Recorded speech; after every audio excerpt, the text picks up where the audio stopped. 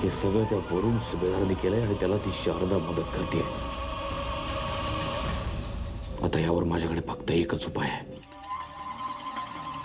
शारदाला convince करणं. आणि त्यानंतर माझं आयुष्य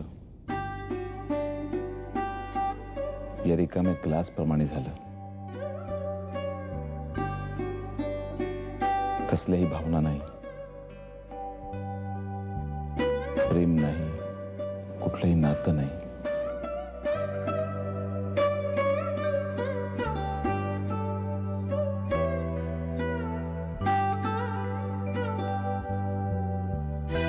फक्त बिझनेस, व्यवहार.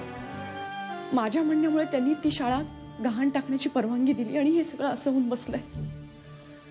खरंच जरा हफ्ते नाही फेडले गेले ना आधी, शाळेवर, माझ्या शाळेवर जप्ती येईल. नाही वहिनी, तसं काही होणार नाही.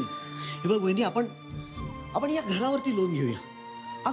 अरे काहीतरी नाही वहिनी, आपल्याकडे दुसरा पर्याय नाही. वहिनी तू काळजी करू नको. दादा आणि मी खूप कष्ट करून त्याच्यावरचं लोन फेडू.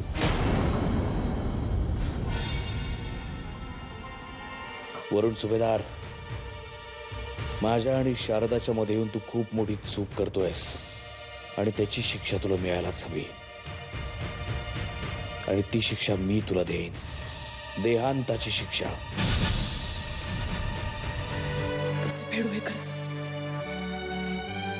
मला खरंच काही कळत नाहीये, काही सुचत नाहीये. देवा, देवा मदत कर आमची. मी आजवर जेवढं पुण्य केलं असेल ते सगळं पणाला लावायला तयार आहे, पण त्या शाळेला वाचव. नाही हर्ष, नाही. याला मारून प्रॉब्लेम सॉल्व्ह होणार नाही, उलट आणखीनच वाढेल. या वरुण सुभेदारला ठिकाणावर कसं आणायचं ते पुढचं पुढे बघू.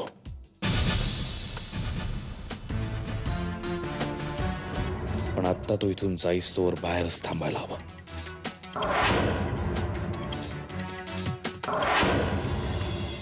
सात दिवसात 50 लाख भरले नाहीत तर शाळेवर जप्ती येणार. शेकडो विद्यार्थ्यांचं नुकसान होणार. शिक्षकांची नोकरी जाणार आणि माझी अब्रू धुळीला मिळणार. शारदा, आजचा दिवस मी आयुष्यात कधीच विसरू शकणार नाही. आजची पार्टी काय माझ्या लक्षात राहील.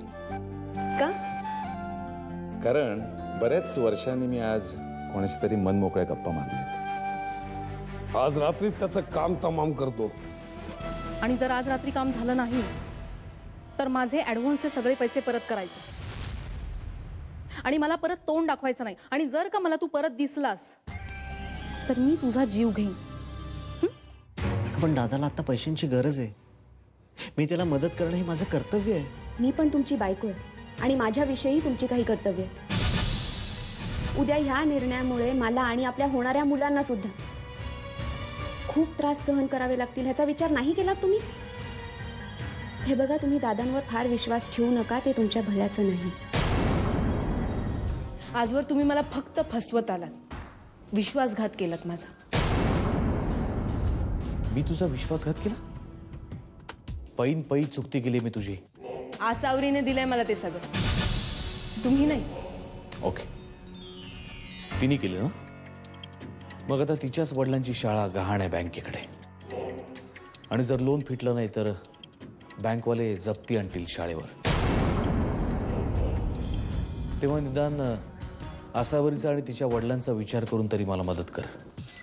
आसावरीला जर पैशाची गरज असेल, मदतीची गरज असेल तर तिला माझ्याशी येऊन बोलू दे.